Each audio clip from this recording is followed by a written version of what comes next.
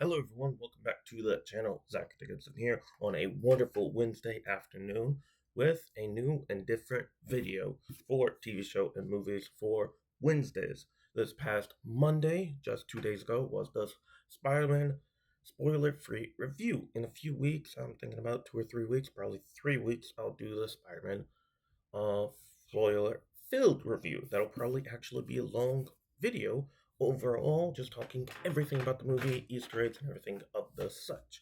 So, now, this is a video I came up with right as soon as after Spider-Man reached all that it did.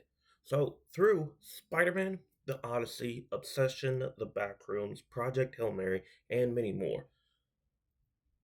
So we had the whole argument that movie theaters are dead and streaming is live, and so movie theaters are dead brand and dead, that nothing can revive them. Project Hail Mary happened, and Ryan Gosling came to a theater saying movie theaters aren't dead. We just have to put the right movies out for you. That's point one. Next, we have all we need is original ideas that people can get behind. We don't need a live action remake of every animation movie, aka Disney making a live action remake of all their animated movies that are all just worse than the animated ones. We don't need a reboot or a remake of a previous live action or animated movie. Not all those will hit. If it's going to be a sequel, it better be a good sequel. Spider-Man Brand New Day is the perfect example of if you're going to make a sequel, make it a good sequel. Also, it's a movie where you incorporate all these different things to where Spider-Man is a global hero. Spider-Man is canonically worldwide one of the three most popular heroes in all of the world. Borderline the most popular in its current state. The reason why Spider Man hits so hard is because Tom Holland, as an actor, is insanely popular. People love The Punisher, John Berthol's in the movie. People love Sadie Sink. We had theories, and the hype around what her character is was insane. Zendaya, another top big name. Jacob Batalon is just kind of there. Yeah, and we also had the tease of all these different villains and this and that. We didn't know the true main villain. Also, it's the fact that most trailers nowadays give away the entirety of the main plot, the entirety of what the villain wants and does in the entire trailer, and that's not a good trailer. A good trailer teases the possibility of who the main character is, gives an insight into the main character and the main battles or storylines that the main core cast is going to be going through. That is what all of the Tom Holland Spider-Man Brand New Day trailers did for us. And so, the reason why Obsession hit so hard is because it provided a different kind of horror film, horror psychological. Backrooms was a movie that was made off of a widely successful YouTube channel and stuff like that. We have Project Hail Mary, a widely successful book. It had Ryan Gosling. Ryan Gosling is on a legendary run right now of being in being in a starring role or a supporting role or the main character role of like Barbie, just announced for Ghost Rider, of Project Hail Mary, and so he's racking up a large bit of stuff. Having widely regarded and well liked actors, actresses, directors, writers means a lot. Like for Spider-Man, Destin Daniel Cretton also helped direct Wonder Man Season 1, which is well liked, and Shang-Chi and the Legend of the Ten Rings. While Shang-Chi and the Legend of the Ten Rings didn't produce well in the box office at the current point, I think if it released now, it would be insanely of a hit. That's just to also say that if you make a good movie that has a compelling story, a good supporting cast overall, it's going to make a lot of money. The Odyssey is from a book. The version is based. The specific version Christopher Nolan made for the Odyssey is the 2017 version. However, you still have about 3 or so thousand years of history from how the Odyssey was originally written around 2 to 3 or so thousand years ago. And because of that, the movie is obviously going to do well. Also, another the other main factor is every single big studio, big project film must have, for some weird reason, 150 to $200 million budgets, which means it must make around half a billion or 500 million or so in the box office. Which is why I think movies like Clayface, that's coming out in October, by James Gunn in the DCU, which has a $40 million budget, should be hits. Movies with below $75 million budgets will be hits because either they make around 1 to 200 million, which is enough, or they tank. It's either sink or swim, and if they're good or average to above average, they're going to be good. A Not every movie needs to have 150 plus $1 million in budgeting. We should bring back practical CGI.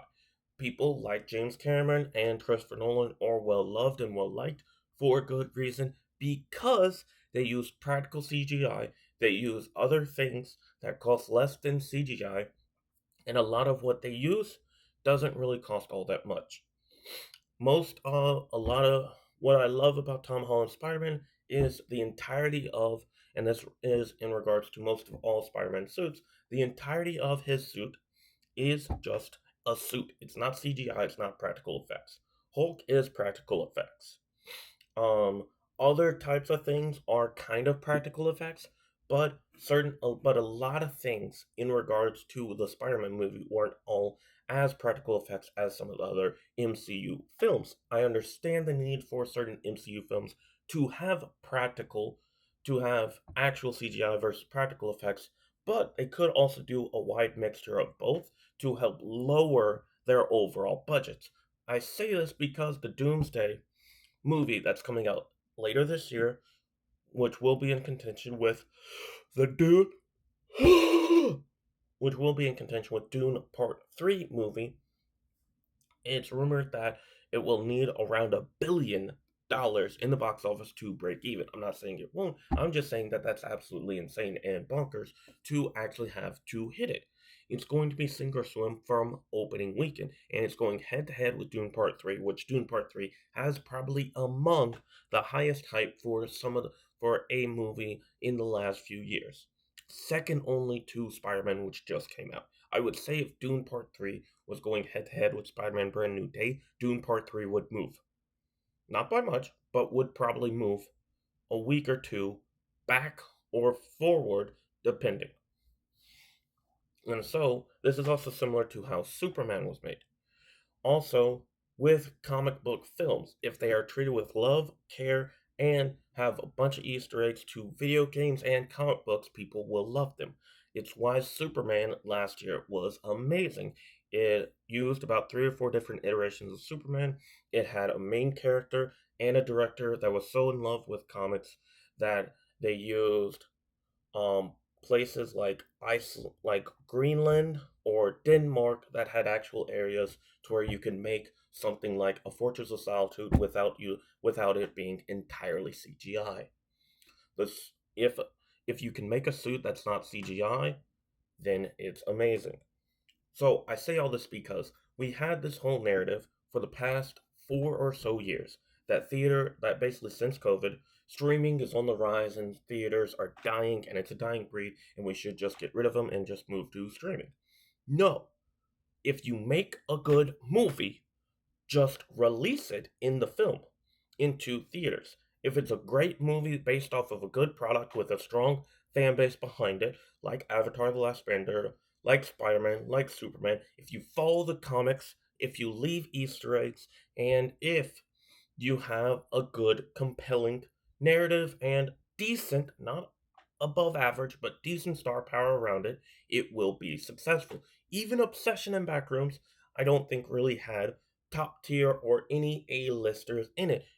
Obsession is only Indy Navarrete or something like that was the only actor or actress that I knew from Obsession, and she was only ever in Superman and Lois and a few other things, and so she was only the only notable person or actor or actress from there.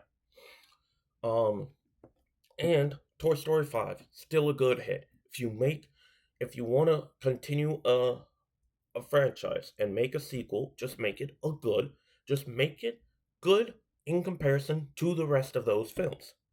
If it's a kids movie, all you have to do is please the kids and bring back nostalgia for the others, for the parents that are obviously bringing their kids to this franchise.